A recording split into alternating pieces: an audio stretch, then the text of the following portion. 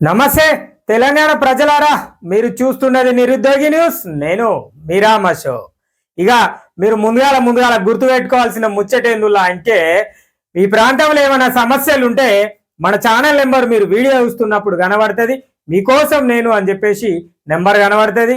మన channel number 9966887787. మీ ప్రాంతంలో ఏమైనా సమస్యలు ఉంటే వీడియో తీసి ఆ నెంబర్కు పంపియుర్రి, లేదంటే ఫోన్ చేసి చెప్పుర్రి. అక్కడికి మన ఛానల్ వస్తుంది. మరి ఆ సమస్యను ఉన్నతాధికారుల దృష్టికి తీసుకెళ్లి ఆ సమస్య పరిష్కరించేంత వరకు పోరాటం చేస్తా. ఇక రెండో ముచ్చట ఏంటంటే, మీ అందరి సపోర్ట్ నాకు కావాలి కనుక ప్రజలారా, మరి మన ఛానల్ సబ్స్క్రైబ్ చేయుర్రి, లైక్ చేయుర్రి, షేర్ చేయుర్రి. ఇక ఈ రెండు ముచ్చట్లు మీరు ఖచ్చితంగా గుర్తుపెట్టుకోర్రి. ఇక ఇంకో ముచ్చట ఏంటంటే, మీరు మమ్మల్ని ఆదరించి ఈ నేటితో సంవత్సరం గడుస్తున్నది. అంటే గత ఏడాది ఏప్రిల్ 1వ తారీఖు రోజు, అంటే మార్చి 31వ తారీఖు రాత్రి ప్రారంభించిన నిరుద్యోగి న్యూస్ ఛానల్ నేటికి సంవత్సరం, అంటే మొదటి వార్షికోత్సవాన్ని జరుపుకోబోతోంది. మరి మీ అందరి ఆశీస్సులతో మన ఛానల్ ఇంకా ముందుకు వెళ్ళి ప్రజల సమస్యలపైన పోరాటం చేసేగా మీరు ఆశీర్వదించాలని నేను కోరుకుంటున్నా. ఇక మనం ఇలా వార్తలకు పోతే, మరి వెలుగు దినపత్రికల ఒక సారు రాసిండు. మరి ఏం రాసిండో ఆ సారు, ఎలాంటి వార్త రాసిండో ఆ సారు చూద్దాం. ఇది వార్త కాదు, మరి సారుకు అనుభవంతో మరి ఒక కవి, ఒక రచయిత రాసిన విషయం ఇది. చూద్దాం. వాళ్ళే వీళ్ళే వాళ్ళు, వాళ్ళే వీళ్ళు. మరి వీళ్ళే వాళ్ళెవలు, వాళ్ళే వీళ్ళెవలు అన్న ముచ్చట చూద్దాం. మరి గుర్తుంచుకోవాలి. మరి వీళ్ళే వాళ్ళట, వాళ్ళే వీళ్ళట. మరి ఏందో, ప్రజాస్వామ్యంలో రాజకీయ నాయకులు కొత్తగా పుట్టుకరారు. అప్పటి వరకు అధికారంలో ఉన్న పార్టీలో నుంచే అటు ఇటు మారుతూ ఉంటారని ఒక రాజనీతి శాస్త్రజ్ఞుడు అన్నాడు. అది రానున్న పార్లమెంట్ ఎన్నికల్లో రాజకీయ పార్టీల అభ్యర్థుల ఎంపికను గమనిస్తే వాస్తవంగానే తోస్తోంది. తెలంగాణలో రాష్ట్ర ప్రభుత్వం మారడంతో రాజకీయ పునరావాస కదలికలు మొదలయ్యాయి. పచ్చగా ఉన్న కాడ తినడం, వెచ్చగా ఉన్న జాగల పడుకోవడం చందంగా రాజకీయం మారింది. వీరి కప్పదుంకులు మారిన వారి సమర్థింపులు చూస్తూ ఉంటే సామాన్య పౌరులను కూడా హైబ్రిడ్ రాజకీయాన్ని అర్థం చేస్తుంది. ఇక సారి చెప్పిన ముచ్చటేందులా అంటే, మరి గతంలో కాంగ్రెస్ ఉన్నోళ్ళు బీఆర్ఎస్ పార్టీలకు పోయారు. మళ్ళా బీఆర్ఎస్ పార్టీ ప్రభుత్వం అంటే అధికారం కోల్పోయిన వెంటనే వాళ్ళందరూ కాంగ్రెస్ పార్టీలోకి చేరుతారు. మరి వీళ్ళది ఎట్లున్నదట అంటే, సారి చెప్పే ముచ్చట ఎట్లున్నదట అంటే ఏంటిదట, మరి పచ్చగా ఉన్న కాడ తింటారట, మరి వెచ్చగా ఉన్న కాడ పడుకుంటారట. పచ్చగా ఏడుంటే ఆడ తింటారు, మరి వేడెక్కడుంటే అక్కడ పోయి పడుకుంటారు. ఇది ఇట్లున్నది, ఇట్లా మారిపోయింది రాజకీయం. ప్రతి చిన్న అంటే సమస్యను అర్థం చేసుకోలేని వ్యక్తులు కూడా, చిన్న స్థాయి వ్యక్తులు కూడా ఈ యొక్క రాజకీయ వ్యవస్థను, ప్రస్తుత పార్లమెంట్ ఎన్నికల రాజకీయ వ్యవస్థను అర్థం చేసుకుంటున్నారు అని చెప్తున్నారు. ఇది ఒక హైబ్రిడ్ వ్యవస్థగా మారిపోయింది అని చెప్పేసి ఇక చెప్తున్నారు. ఇక మీ అందరికి మన భాషలో చెప్పుకుందాం. సారు చదువుకున్నట్టుగా రాసిండు, అంటే చదివి వ్యవస్థ, మరి ఎవరిని కించపరచకుండా సార్ రాసిండు. కానీ మనం మాట్లాడుకుందాం, మనం కూడా ఎవరిని కించపరచలేదు. మన తెలంగాణ భాషలో బెల్లం ఏడుంటే ఈగలు ఆడికే పోతాయి. బెల్లం ఏడుంటే ప్రజలారా, తెలంగాణ ప్రజలారా, మీరు గుర్తుపెట్టుకోవాల్సిన ముచ్చట ఏంటంటే, బెల్లం ఏడుంటే ఈగలు ఆడికే పోతాయి, లేదంటే చీమలు ఆడికే పోతాయి. ఇప్పుడు రాజకీయ పరిస్థితులు కూడా రాష్ట్రంలో గట్లనే ఉన్నది. మరి మొన్న బిఎస్పి పార్టీ నుంచి వెళ్ళి, మొన్న కాదు ప్రజలారా, మరి మొన్న ఇక్కడ అనుకున్నారు. గత వారం నుంచి మొదలు పెడితే ఈ మార్చి నెలలో జరిగిన సంఘటనలనే మనం తీసుకుందాం. మరి బిఎస్పి నుంచి ఆర్ఎస్పి బీఆర్ఎస్ లా కలిసినంత మాత్రాన ప్రజలకేమన్నా లాభం జరిగిందా? మరి ఆ రోజు సిరిపూర్ కాగజ్ నగర్ కు పోయి ఏం చెప్పిండు? మరి ఇదేనా డబుల్ బెడ్రూమ్ల ఇల్లులు? మరి గిట్టనే ఉంటుందా? ఇదేనా కేసీఆర్ సారు, నువ్వు రా, మరి అత్త వెళ్తుంది నీకు అక్కడ బాధలు అని చెప్పేసి అన్న ఆర్ఎస్పి ఇవాళ బీఆర్ఎస్కే పోయిండు. ఇక ఇంకో ముచ్చట మాట్లాడుకుందాం. 10 సంవత్సరాలు కేసీఆర్ పక్కన ఉండి కేసీఆర్ పక్కనే ఉన్న కేకే గారు కేశవరావు గారు మరి ఈరోజు కాంగ్రెస్ గూటికి మళ్ళా సొంత గూటికి ఏరిండు. అదే విధంగా కడియం శ్రీహరి మరి ఆసారు కూడా పోయి మళ్ళా కాంగ్రెస్ పార్టీ కండవ కప్పుకుంటున్నారు.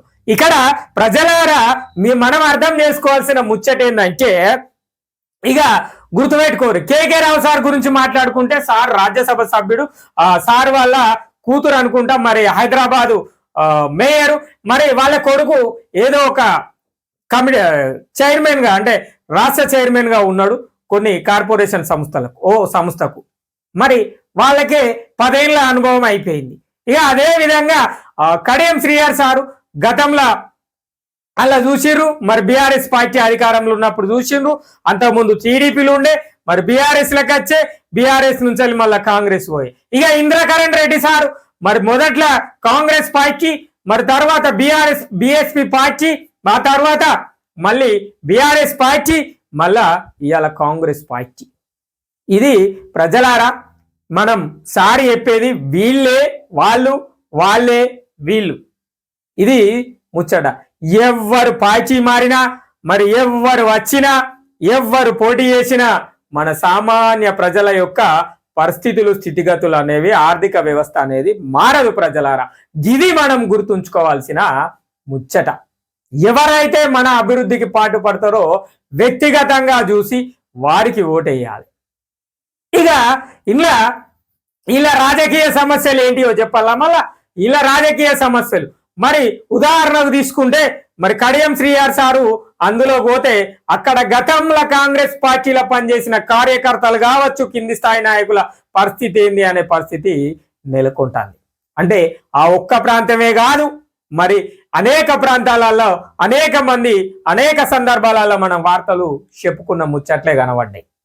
అంటే ప్రజలారా చూడాలి, ఇక్కడ ఎవరు లాభపడతారు, ఎవరు నష్టపోతారు, ఎవరికి ఆర్థిక వ్యవస్థ క్షీణించిపోతుంది, ఎవరి ఆర్థిక వ్యవస్థ అనేది మారుతుంది. ఇక నిన్న మొన్నదాకా కాంగ్రెస్ తెచ్చిన వాళ్ళు ఇవాళ పోయి మళ్ళా కాంగ్రెస్ లో కలిసి ఎక్కడైతే పచ్చగా ఉన్నప్పుడు అక్కడ ఉండి వేరే వాళ్ళని తిట్టిరు, మరి ఇక్కడ పచ్చబడ్డాక ఈడికొచ్చి అక్కడ పోయి వాళ్ళని తిడితే ఇక అది కరెక్టు రాజకీయమా మరి ఏందా అనేది ప్రజలారా మనమే అర్థం చేసుకోవాలి. రాజకీయ పరిణామాలు ఎట్లా పోతున్నాయి, ఏం చేస్తున్నాయి, మరి రాజకీయ పరిస్థితులు ఎలాంటి పరిస్థితులను ఏర్పరుస్తున్నాయి అనేది చెప్పుకోవాలి. ఇక సార్ మంచిగా చెప్పిండు. సార్ పేరు జూకంటి జగన్నాథం, కవి రచయిత జూకంటి జగన్నాథం సారు మనకు ఒక మంచి విషయాన్ని, ఒక మంచి అంశాన్ని అందించిందనే చెప్పుకోవాలి. ఇంకేం చెప్పిండు సారు, నిన్న మొన్న జరిగిన అసెంబ్లీ ఎన్నికల్లో చావు తప్పి కళ్ళు లొట్టబోయి బీఆర్ఎస్ పార్టీకి లోపాకాయిరి టీములుగా పనిచేసిన పార్టీలోని నాయకులు పార్టీలోని టీం నాయకులు ఏనుగెక్కి అసెంబ్లీలోకి పోతానని ప్రగల్భాలు పలికారు. కానీ ఆయన చివరికి ఆ రొచ్చుకుంటలోనే అరుసు తొక్కడనే అందరూ గమనించాల్సిన విషయమే. ఇక నేను చెప్తినూర్రి సారు కఠినమైన పదాలతో రాసిండు కానీ నేను ముచ్చట చెప్తినూరు. ఇక మొన్నటిదాకా కాంగ్రెస్ పార్టీ అదే బీఆర్ఎస్ పార్టీని తిట్టిన బిఎస్పి పార్టీకి సంబంధించిన అప్పుడు RSP R Praveen Kumar sir మళ్ళా బీఆర్ఎస్ లకు పోయిండు, మళ్ళా అదే రొచ్చులకు పోయిండు.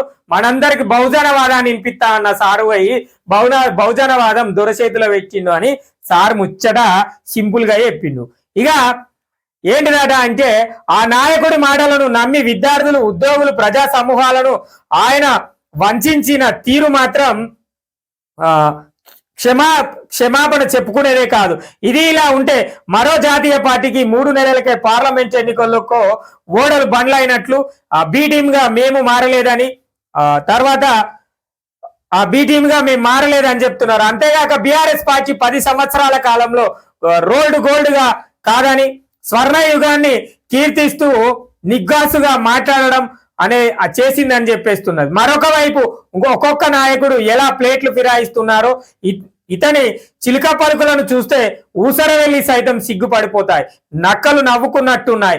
ఊరికి ఊరికి పశువులను కాస్తే ఊరికి పశువులను కాస్తే పొద్దు కాదు అనే విజ్ఞతతోనే రాజకీయ పార్టీలు ఎప్పుడు తెలుసుకొని నడుచుకుంటాయో చూడాలి. మరి సార్ చెప్పేది ఏంటంటే, సార్ భలే చెప్పిండు. మరి సార్ రచయిత కాబట్టి ఇవన్నీ మంచిగా రాసిండు. మన భాషలో చెప్పుకుందాం ప్రజలారా, మన తెలంగాణ భాషలో చెప్పుకుందాం. ఇక మొన్నటిదాకా ఆర్ఎస్పి సార్ చెప్పి బహుజనవాదం అని చెప్పి విద్యార్థులను ఉద్యోగులను అందరిని జమ చేసి సార్ చివరికి ఏనుగు దిగి కారెక్కిండు. ఇక అట్లనే కేశవరావు సారు, అదే కేకే సారు, కడియం శ్రీఆర్ సారు మొన్నటిదాకా కాంగ్రెస్ బీఆర్ఎస్ పార్టీ అట్లా ఉంటది ఇట్లా ఉంటది, అది ఎత్తది ఇది ఎత్తది అని చెప్పి ఇవాళ పోయి అటు పోయి ఇక అక్కడ కుటుంబ పాలన జరుగుతుంది, అక్కడ ఆ పాలన జరుగుతుంది, మాకు అన్యాయం జరగలేదు. మరి మీరు ఒక పార్టీ నుండి ప్రజలకు గిట్లా న్యాయం చేసిన నాయకులు ఎవరైనా ఉన్నారా? ఒక పార్టీలే ఉండి మీరు అధికారం పొంది ఏదో ఒక పార్టీలు ఉండి అధికారం పొంది ప్రజలకు న్యాయం చేసిన నాయకులు ఎవరైనా ఉన్నారా? మరి ప్రస్తుత సమయాన్ని ఎవరైనా ఉంటే చెప్పుర్రి చూద్దాం. ఎవ్వరు లేరు ప్రజలారా. ఇక మంచి మంచి ముచ్చట్లు మంచి విషయాలు జరుగుతాయి. ఎట్లాంటి విషయాలు అంటే, ఇప్పుడు కవిత ఎవరు ఎమ్మెల్సీ కల్వకుంట్ల కవిత అరెస్ట్ అయ్యి తిహార్ జైల్లో ఉన్నది. మరి ఆమె తిహార్ జైల్లో ఉంటే తెలంగాణ ప్రజలకు ఏమన్నా నష్టం జరిగిందా? ఆమె తెలంగాణ ప్రజలకు ఏమన్నా నష్టం జరిగిందా ఆమె తిహార్ జైల్లో ఉంటే? మరి ఇప్పుడున్న ప్రస్తుత సీఎం రేవంత్ రెడ్డి గతంలో ఓటుకు నోటు కేసులో ఆయన దొరికినప్పుడు అప్పుడున్న ఆంధ్రప్రదేశ్కి ఏమన్నా నష్టం జరిగిందా? జరగలే కదా. మరి మనకేం జరగనప్పుడు ఈ రాజకీయాల వ్యవస్థల గురించి మనకెందుకు ప్రజలారా? ఒకటి గుర్తుపెట్టుకోవాలి ప్రజలారా, ఎవరు ఎక్కడున్నారు అనేది ఒక హాట్ టాపిక్ అసలే కాదు. మనల్ని ఎవరు అభివృద్ధి చేయాలనుకుంటున్నారు, మనం ఏ వైపు పోతున్నాము, మన ఆర్థిక పరిస్థితి ఎలా ఉంది, మన స్థితిగతులు ఎలా మారుతున్నాయి, మరి మన యొక్క సామాన్య బడుగు బలహీన వర్గాల ప్రజలంతా ఎలా ఉండబోతున్నారు, మనకు వైద్యం ఎలా ఉంది, విద్య ఎలా ఉంది, మరి నివాసాన్ని ఎవరు ఏర్పరుస్తున్నారు అన్న విషయాలను ఆలోచన చేయరు.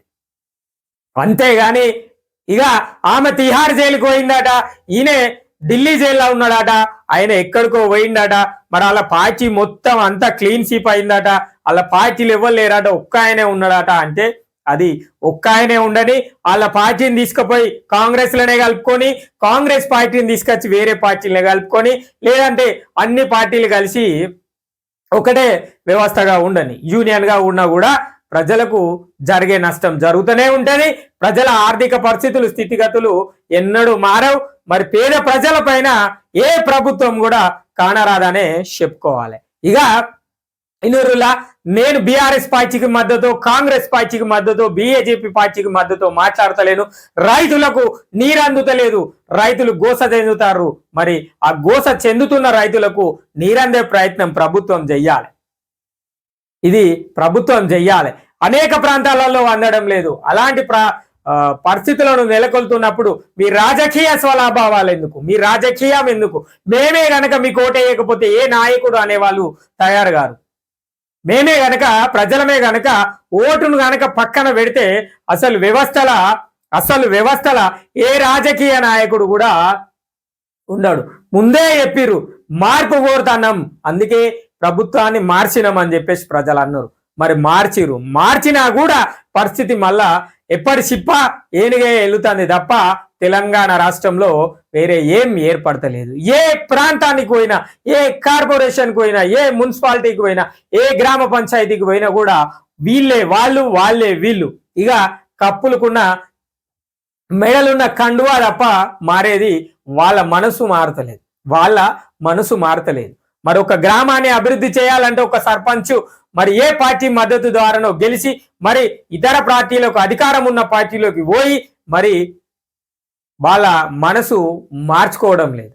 వాళ్ళ మనసు మార్చుకొని అభివృద్ధి బాట అనేది వేయడం లేదు. వాళ్ళ సొంత లాభాల కోసం మాత్రమే రాజకీయంగా మారుతారు. నేను ప్రతిసారి చెప్పుతున్నా, ఏ కార్పొరేటర్ అయినా, ఏ గ్రామ పంచాయతీ సర్పంచ్ అయినా, జెడ్పీటీసీ, ఎంపీటీసీ, ఎమ్మెల్యేలు, ఎంపీపీలు, ఎవరైనా, జెడ్పీ చైర్పర్సన్లు, ఈవెన్ లాస్ట్ కు రాష్ట్ర ముఖ్యమంత్రి వర్యులైనా కూడా పార్టీ మారినంత మాత్రాన ప్రజల లాభం అనేది జరగదు. ప్రజల మనం గుర్తుంచుకోవాల్సింది, మీరు చిన్నగా గుర్తుంచుకోవాల్సింది, గతంలో ఉన్న కేశవరావు సార్, బీఆర్ఎస్ పార్టీలు ఉన్న కేశవరావు సారు కాంగ్రెస్ లకు పోయిండు, ఆ కడియం శ్రీహర్ సారు కాంగ్రెస్ లకు పోయిండు. ఏం మారిందాడ? ఏం మార్పు వచ్చిందాడ? ఏం మార్పు రాబోతుందాడ? ఏం మార్పు రాదు. సార్లు మళ్ళా గట్లనే ఉంటారు, ఆ సార్లు కార్లనే తిరుగుతారు, మరి మనం ఇట్లనే రోడ్ల మీద తిరుగుతాం. ప్రజలారా, నిరుద్యోగులారా, మరి రైతన్నలారా, మరి మన పరిస్థితులు ఎట్లా పోతున్నాయి, ఏటి దిక్కు మారిపోతున్నాయి, ఏ వైపున మన యొక్క ఆర్థిక పరిస్థితులు మారుతున్నాయో అర్థం చేసుకొని రాబోయే పార్లమెంట్ ఎన్నికలను దృష్టిలో పెట్టుకొని మనము ఉండాలి. ఇక ఎన్నికల బాండ్లలో క్విడ్ ప్రోకో అనేక రాజకీయ పక్షాల నుంచి అక్రమ మార్గాలు సంపాదించిన తమ ఆస్తుల పరిరక్షణను ఆశించి నాయకులు ఎవరి కుర్చీ మీద ఉంటే వారి పార్టీలో చేరడం ఇటీవల సాధారణం అయిపోయింది. దీనికి ప్రధాన కారణం 1994 సంవత్సరం నుంచి పోటీ చేసిన అభ్యర్థుల ఎన్నికల వ్యయం కళ్ళు చెదిరిపోయేలా క్రమక్రమంగా పెరుగుతుండడం. సామాన్యుడు కనీసం గ్రామ పంచాయతీ స్థాయిలో వార్డు నెంబర్గా కూడా పోటీ చేయడానికి జంకుతున్నాడు. విపరీతమైన ధన ప్రభావం వలన సామాన్యులకు ఎన్నికల్లో నిలబడే అవకాశం లేకుండా పోయింది. ప్రజాస్వామ్యంలో ప్రజాసేవ స్థానంలో సంపాదన ఒక్కటే పరమవధిగా వచ్చి చేరింది. మరొక వైపు నీకిది నాకిదిగా క్విడ్ ప్రోకోగా అన్ని రాజకీయ పార్టీల అధికార పాలన కొనసాగుతుందనే ఉంది. దీనికి మంచి ఉదాహరణ ఎన్నికల బాండ్ల కొనుగోలు వ్యవహారాలను అధ్యయనం చేస్తే అవగతం అవుతుందని చెప్పేసి సారి చెప్తాండు. ఇక 1994 సంవత్సరం నుంచి ఏమైందట అంటే, మరి ప్రజలు తమ వైపు మొగ్గు చూపాలని చెప్పేసి ధనాన్ని వంచడం, అంటే డబ్బులను వంచడము, మద్యాన్ని వంచడము, లేదంటే ఒక వస్తు రూపకంగా వంచి ప్రజలను మభ్యపెట్టే ప్రయత్నాలు చేసి ఇప్పుడు అది ఒక సామాన్య పౌరుడు ఒక గ్రామ పంచాయతీలో వార్డు మెంబర్గా పోటీ చేయాలంటే కూడా మినిమం ఒక 10 నుంచి 15 లక్షల రూపాయల ఖర్చు పెట్టే పరిస్థితిని తీసుకొచ్చిర్రు. అదంతా మరి రాజకీయ నాయకులు వాళ్ళ స్వలాభావాల కోసమే చేసిర్రు. అక్కడ మనకు 10 రూపాయలు ఇవ్వడం, మరి వాళ్ళు 100 రూపాయలు సంపాదించుకొని మన పనులన్నీ అక్కడనే నిలిపివేసే పరిస్థితులు కూడా నెలకొంటున్నాయి. ఇక ఏ ప్రాంతం గురించి మాట్లాడుకున్నా, మరి తెలంగాణ రాష్ట్రంలోని ఏ పట్టణాల గురించి అయినా, ఏ గ్రామాల గురించి అయినా మాట్లాడుకున్నా కూడా నాయకులు అనేవాళ్ళు నిన్న రాత్రి కాంగ్రెస్ పార్టీ బీఆర్ఎస్ పార్టీలో కనబడ్డ వ్యక్తులు ఈరోజు కాంగ్రెస్ పార్టీలో కలవడం అనేది చాలా నవ్వుకునే ముచ్చటగానే చెప్పుకోవాలి. ఇదేంద్రో మరి మనం నిన్ననే వీళ్ళని బీఆర్ఎస్ లో చూసినాం, ఇయ్యాలేందో కాంగ్రెస్ జెండా పట్టుకొని తిరుగుతారు వీళ్ళు అని చెప్పేసి కూడా అనే పరిస్థితి నెలకొంటుంది. అంటే రాత్రికి రాత్రే పార్టీలు మారడం, మరి ఒక సిగ్గుండాలే నాయకులకు. ఎందుకు సిగ్గుండాలి అంటే, మరి ఒక పార్టీ సింబల్ మీద గెలిచి మరొక పార్టీలోకి పోయినప్పుడు మరి మీ అధికారం ఏ పార్టీ మీకు సృష్టించింది? మరి వేరే పార్టీ సృష్టించినప్పుడు ఆ అధికారాన్ని అక్కడ రాజీనామా చేసి నువ్వు కొత్త పార్టీలోకి పోయి మళ్ళా పోటీ చేసి గెలువు. గది రాజకీయం, గది నీ నిగ్గాసైన విలువ అనేది అర్థమవుతుంది. అట్లా ఏ నాయకులు కూడా, ఏ ఎమ్మెల్యే కూడా, ఏ ఎంపీ కూడా, ఏ చైర్మన్ కూడా, ఏ సభ్యుడు కూడా, ఏ వార్డు మెంబర్ కూడా చెయ్యడు. ఎందుకంటే మళ్ళా మరి పార్టీ మారినాక గెలుతానో ఓడతానో తెలియదు కదా. గెలితే ఏమి కాదు, గెలవకపోతే పరిస్థితులు వేరే రకంగా మారిపోతాయి. ఆ ఎమ్మెల్యేలు పోతారు, బీఆర్ఎస్ లో గెలిచి కాంగ్రెస్ లకు పోతారు. మీరు నిజమైన నాయకులు అయితే, మిమ్మల్ని ప్రజలు ఆదరించి గెలిపించిన నాయకులు అయితే మీరు ఖచ్చితంగా ఆ పార్టీకి రాజీనామా చేయుర్రి. అదే విధంగా మీ యొక్క ఎమ్మెల్యే గిరికి రాజీనామా చేయుర్రి, మీ పదవికి రాజీనామా చేసి మళ్ళా అదే స్థానంలో మీరు పోటీ చేసి కాంగ్రెస్ పార్టీ నుంచి వెళ్ళి పోటీ చేసి గెలువుర్రి. గప్పుడు మాట్లాడుర్రి, మేము గెలిచినాం, మేము పార్టీ మారినాం, మరి మేము పార్టీ మారి కూడా మేము ఇంట్లోకి వచ్చి మళ్ళా పోటీ చేసి గెలిచినామంటే గప్పుడు నీ ఉన్నత వ్యక్తిత్వం కనబడుతుంది, గప్పుడు నీ రాజకీయ వ్యవస్థ అనేది కనబడుతుంది. నువ్వు ఏ నాయకులైనా కూడా నేను చెప్పేది గిదే ప్రజలారా, నేను ఏ నాయకులకైనా కూడా చెప్పేది గిదే ప్రజలారా. అది పెద్ద నాయకులైనా, చిన్న నాయకులైనా, మరి క్రింది స్థాయి కార్యకర్తలైనా కూడా ఇక్కడ రాష్ట్రంలో కార్యకర్తలకు విలువ లేకుండానే పోయింది. ఏ పార్టీకి సంబంధించిన జాతీయ పార్టీలైనా, ప్రాంతీయ పార్టీలైనా, ఏ పార్టీలో అయినా కూడా జెండా మోసిన కార్యకర్తను పక్కన పెట్టి అణగదొక్కి ఉంచే ప్రయత్నాలే కనబడుతున్నాయి తప్ప ఇక్కడ మరి ఒక కార్యకర్తను మళ్ళొక నాయకుడిగా తయారు చేసే పార్టీ ఏ పార్టీ లేదు. ప్రజలారా, కార్యకర్తలారా, ఇది మీరు గుర్తు పెట్టుకోవాలి. నిజమే, మరి నిన్న మొన్నటిదాకా కాంగ్రెస్ ప్రభుత్వం ఓడిపోవాలని వేరే పార్టీ నుంచి వెళ్ళి ప్రయత్నాలు చేసిన వాళ్ళు, మరి కాంగ్రెస్ పార్టీల అధికారం లేకపోయినప్పుడు జెండా మోసిన కార్యకర్తకు ఈ రోజు ఎక్కడ విలువ ఉందో చూపెట్టూరు. ఒక్క కాడ ఏ నాయకులు గెలిచిన తర్వాత బొకేలు పట్టుకొని, శాల్వాలు కప్పుకొని, ఒక స్వీట్ డబ్బా పట్టుకొని వచ్చి మీకు ఇచ్చి మీ పార్టీలో ఏరితే మీరు వాళ్ళని ఆదరిస్తున్నారు. మీ పార్టీ గెలుపు కోసం పనిచేసిన కార్యకర్తలను అక్కడనే ఉంచేస్తున్నారు. అప్పుడు ఆ నాయకుడు, వచ్చిన నాయకుడు ఈ పార్టీ కార్యకర్తగా పనిచేసిన కార్యకర్తలను అక్కడనే ఉంచి వాళ్ళకు విలువ లేకుండా చేసే పరిస్థితులు నెలకొంటాయి. అంటే వీళ్ళే వాళ్ళు, వాళ్ళే వీళ్ళు, వీళ్ళే వాళ్ళు, ఎవ్వరు ఎక్కడికి పోయినా ఏం లేదు. ఒక ఊసర వెళ్ళి ఒక కలర్ను ఒక 10 నిమిషాలు ఉంచుకొని మళ్ళొక కలర్లోకి మారుతుంది, మళ్ళొక రంగులోకి మారుతుంది. రాజకీయ నాయకులు కూడా తోడు దొంగడు తోడేళ్ల పరిస్థితిని నెలకొల్పే పరిస్థితి కనబడుతుంది తెలంగాణ రాష్ట్రంలో. ఇక మనం మాట్లాడుకుంటే అన్ని కాంట్రవర్షియల్ గానే కనబడతాయి. ఇక ఒక అన్న చెప్తాడు, ఇవాళ కాంగ్రెస్ ప్రభుత్వంలోకి వచ్చింది, మరి వచ్చినాక ఏమైంది, మళ్ళీ బీఆర్ఎస్ వాళ్ళు అందరినీ జాయిన్ చేసుకుంటాను. ఇక బీఆర్ఎస్ వాళ్ళు ఏం చెప్తారు, మేము ఇప్పుడు ఎవరైతే వెళ్ళిపోతారో వాళ్ళు ఎవరిని జాయిన్ చేసుకోం మళ్ళా మేము అధికారంలోకి వచ్చినాక అని ఇప్పుడు చెప్పారు కదా. మళ్ళా ఏదో ఒకటి ఈ పార్లమెంట్ ఎన్నికలు అయిపోయినాక చూద్దాం మరి ఏమైతుందో చూడూరి ప్రజలారా. ఎవరెవరికి టికెట్లు ఇస్తారో, ఎవరెవరు ఓడిపోతారో, ఎవరెవరు గెలుతారో, గెలిచిన వాళ్ళకు, లేదంటే కాంగ్రెస్ పార్టీకి చేరిన వాళ్ళకు టికెట్లు రానోళ్ళు, ఆశించి చేరిన వాళ్ళు రానోళ్ళు మళ్ళీ బీఆర్ఎస్కి పోతారా, బీజేపీకి పోతారా, లేకపోతే కాంగ్రెస్ లోనే ఉంటారా చూడాలి మనం. వాళ్ళు వాళ్ళ కార్లు కొనుక్కోవడానికి, బంగళాలు కొనుక్కోవడానికి, వాళ్ళ వ్యవస్థలు మార్చుకోవడానికి రాజకీయ పార్టీలు మార్చి ప్రజలను మభ్యపెట్టే ప్రయత్నం చేస్తున్నారు. నువ్వు నిన్నటిదాకా బీఆర్ఎస్ కారు గుర్తుకు ఓటేయి అని చెప్పిన వ్యక్తి తెల్లారి, అంటే రాత్రి చెప్పి తెల్లారి కాంగ్రెస్ పార్టీలో చేరిండు అంటే ఇక అన్న గొప్పతనాన్ని అర్థం చేసుకోవాలి, ఆ అన్న రాజకీయ వ్యవస్థను అర్థం చేసుకోవాలి. అది ఎవరైనా కూడా వార్డు సభ్యుల కానుంచలు మొదలుకుంటే రాష్ట్ర ముఖ్యమంత్రి వరకు ఏ పార్టీ నాయకులైనా, ఏ పార్టీ అధిష్టానమైనా మరి గట్టనే ఉంటది. కొన్ని ప్రాంతాలలో కార్యకర్తలుగా పనిచేసి ఒక చిన్న స్థాయి నాయకుడిగా ఎదిగిన ఆ నాయకుడిని, ఆ లీడర్ను అక్కడనే తొక్కి పడేసి వేరే పార్టీ నుంచి వచ్చిన నాయకులు ఆయన్ను ఎదగకుండా చేసే ప్రయత్నాలు కూడా కనబడుతున్నాయి. ఇవన్నీ చూస్తే ప్రజలారా మనకు అర్థమైంది ఒక్కటే, నాకు అర్థమైంది, మరి ప్రజలందరి తరపున నేను ఆలోచనలు చేస్తున్నా కనుక మరి ప్రజలందరికీ అర్థమైంది ఏంటంటే, నాయకులకు చెప్పుదాం మనకు అర్థమైన ముచ్చట ఏంటంటే, మీరు నాయకులు అనేవాళ్ళు ఏ రాజకీయ పార్టీ నాయకులైనా కూడా ప్రజల కోసం పనిచేసే పరిస్థితులు కనబడాయి అన్న విషయము మాకు అర్థమైంది.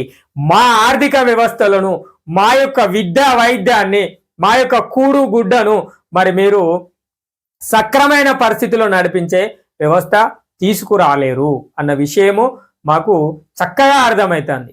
మేము మార్పు కోరి కొత్తగా ఒక ప్రభుత్వానికి అవకాశం, ఒక పార్టీకి అవకాశాన్ని ఇస్తే ఆ పార్టీలో మళ్ళా గతంలో ఎవరైతే ప్రజలను మభ్యపెట్టి ప్రజలకు అన్యాయం చేసిరో, నిరుద్యోగులకు అన్యాయం చేసిరో, రైతాంగాలకు కొన్ని ప్రాంతాలలో అన్యాయం చేసిన నాయకులనే తీసుకొని మళ్ళీ ఇంట్లో వేసుకొని మళ్ళీ వీళ్ళు మనల్ని పరిపాలిస్తా అని చెప్తున్నారు. ఇది నవ్వుకోవాల్సిన ముచ్చట అనే చెప్పుకోవాలి. ఏ పార్టీ అయినా కూడా ఇదే పరిస్థితి ఉంది ప్రజలారా. ఇది ఈ సారు జూకంటి జగన్నాథం సారు రాసిన వాళ్ళే వీళ్ళే వాళ్ళు, వాళ్ళే వీళ్ళు వ్యవస్థ గిట్లా ఉంది. మరి వాళ్ళు నిన్నటిదాకా ఇంట్లో ఉన్న పార్టీ బీఆర్ఎస్ పార్టీ వాళ్ళందరూ పోయి కాంగ్రెస్ లో ఏరుతారు. మరి గతంలో కూడా చూసినాం, కాంగ్రెస్ పార్టీ బీఆర్ఎస్ పార్టీ ప్రభుత్వం ఏర్పాటు చేసినాక కాంగ్రెస్ నుంచి అందరూ భారీ ఎత్తున పెద్ద సంఖ్యలో బీఆర్ఎస్ పార్టీలో ఏరిరు. ఇక వాళ్ళ లాభాలే జరిగినాయి తప్ప మరి ఇక్కడ ఇలాంటి లాభాలు ప్రజలకైతే జరగలేదు. ఇది ప్రజలారా మరి మనం మన వ్యవస్థను ఎలా చక్కదిద్దుకోవాలి, మన ఆర్థిక పరిస్థితులను ఎలా మెరుగుపరచుకోవాలి, మరి మన కనీస సౌకర్యాలను కల్పించలేని ఈ నాయకులకు మనం ఎందుకు ఓడేయాలి అనేది ఆలోచన చేయకూడదు. ఇట్లాంటి ఆలోచన చేస్తే మరి రాబోయే రోజుల్లో భవిష్యత్తు తరాలకు ఉపయోగపడ్డ వాళ్ళం అవుతాం. ప్రజలారా ఇది గుర్తుపెట్టుకోర్లి.